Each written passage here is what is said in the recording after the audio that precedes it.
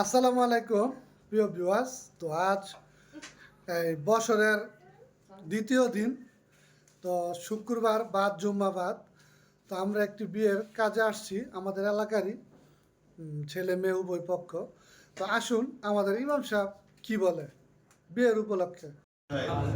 আলহামদুলিল্লাহ আলহামদুলিল্লাহ। মেহরবানি যে আল্লাহ তাআলা আমাদেরকে মসজিদে মসজিদে মসজিদে আল্লাহ তাআলার ঘরে বিয়ে করার তৌফিক দান করুন। আমিন। আল্লাহর কি করেন না, মসজিদ তো বাইরে করা যাবে। আল্লাহ পাক আমাদের সকলকে সুন্নত মোতাবেক বিয়ে করানোর তৌফিক দান করুন। সব কাজে সুন্নতকে সামনে রাখিয়া কাজ করার তৌফিক দান করুন। আমরা মেয়ের বাবার উপর প্রেসার দিব না যে ভাই আপনি কি করছেন, আমরা কিন্তু 200 লোক আসবো, আমরা কিন্তু 300 লোক আসবো, না না। আপনি এই যে বিয়ে হয়ে গেছে, এখন কামাল সাহেব যদি আমাদেরকে দাওয়াত দেন আমরা যাবো, আত্মীয় হয়ে গেছে, সম্পর্ক হয়ে যে ভাই চলেন আপনারা 20 জন চলেন, আমি খুশি। আর কিসের 20 জন যাবেন, 30 জন চলেন, আমি খুশি। এই যে হলো ভিতরের অন্তরের দোয়া। আর যদি আপনি প্রেসার দেন ওনাকে, উনি বলে যে মেয়েটারে পাইলে লাইলে বড় করলাম, আমার সব শেষ করলাম, লেখাপড়াও করাইলাম, এখন আবার ওনারা এত লোক আসবো, আমি কোথেকে খাওয়াবো?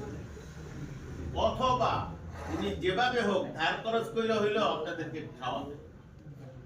কিন্তু এই সম্পর্কটা এক খাওয়াই শেষ, সম্পর্কটা এক খাওয়াই শেষ। এই জন্য ওনার উপর ভারী কোনো কিছু না দিয়া খুশিতে উনি যদি দাওয়াত দেন, ওকে ঠিক আছে, এরপরে আবার চলতে থাকবে সম্পর্কের কারণে। আল্লাহ পাক তাআলা 2 নম্বর এখন আমরা দোয়া করি, আল্লাহ পাক যেন সম্পর্ক মৃত্যু পর্যন্ত টিকায় রাখে। আমিন। এবং আল্লাহ এই বিবাহ শাদীকে আপনি কবুল করেন, আপনাকে আপনি কবুল করেন, আল্লাহ দুইজনকে আপনি কবুল করেন, পরস্পর মিল দিয়ে দিয়েন, আত্মীয়তা ভালোবাসা মহব্বত দিয়ে দিয়েন, আল্লাহ দুশমনী খতম করে দিয়েন, রাগ গুসা হজম করার তৌফিক দান করেন, আল্লাহ রাগ গুসাকে হজম করার তৌফিক দান করেন। দুইজনকে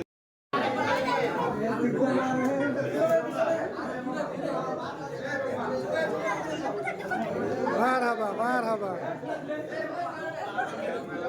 মারহাবা। যে কোনারে দেন, এই কোনারে দেন, এই কোনারে দেন, এই কোনারে, এদিকে পায় নাই।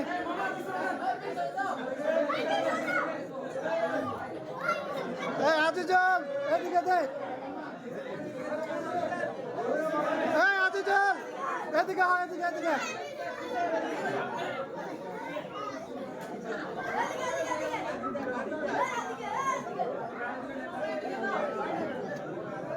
এই যে এদিকে মার, এদিকে পায় নাই, এদিকে কেউ পায় নাই।